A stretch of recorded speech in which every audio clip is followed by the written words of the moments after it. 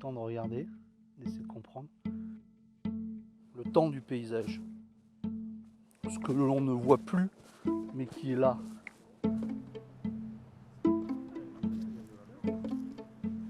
Je me suis un peu dit que c'était un projet un petit peu effectivement perché et j'avais du mal à l'appréhender.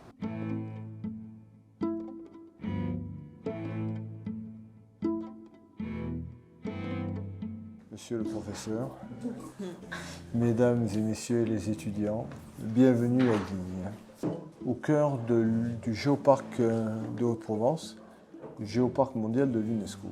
Un géoparc de l'UNESCO, c'est un territoire où le patrimoine géologique est mis en lien avec tous les autres patrimoines.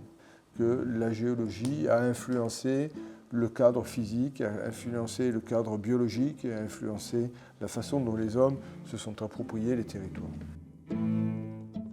Ces paysages étaient décrits par les géographes du 19e siècle comme des terres arides et dénudées. Mais aujourd'hui, ces terres noires, elles ont une toute autre valeur. Et notamment une valeur esthétique et culturelle. Au 19e et au 20e siècle, les accès étaient totalement différents. C'est-à-dire qu'il n'y avait que des sentiers qui permettaient de passer par des cols et notamment de contourner des cubes de barre humaines. Plein d'autres endroits. Mais c'est vrai que la marche, c'est un élément quand même qui est vraiment important. C'est pas à la fois comme activité sportive, telle qu'on la connaît aujourd'hui, etc. Mais c'est quelque chose qui, depuis finalement la nuit des temps, a permis de survivre. Pierre Gassendi a dit « ambulo ergo sum ». Je marche, je me déplace, je change, donc je suis.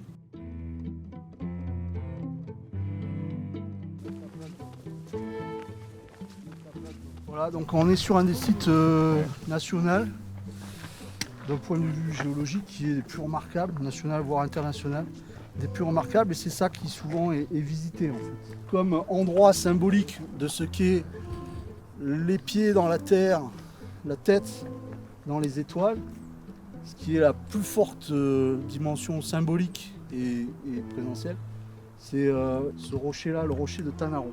En fait, c'est là que venait Pierre Gassendi observer les étoiles.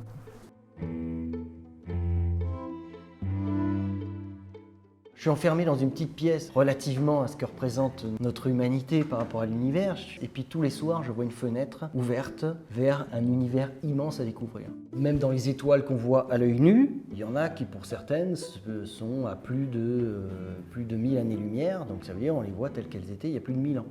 Donc la lumière, elle fait 300 000 km par seconde, soit presque 8 fois le tour de la Terre en une seconde. Et une année-lumière, c'est ce que la lumière parcourt en un an. Imaginez la distance que ça peut faire en un an. Phénoménal, c'est ça, une année-lumière. Une des grosses difficultés de la géologie, quand on veut expliquer la géologie à des profanes, c'est les échelles de temps qu'on utilise.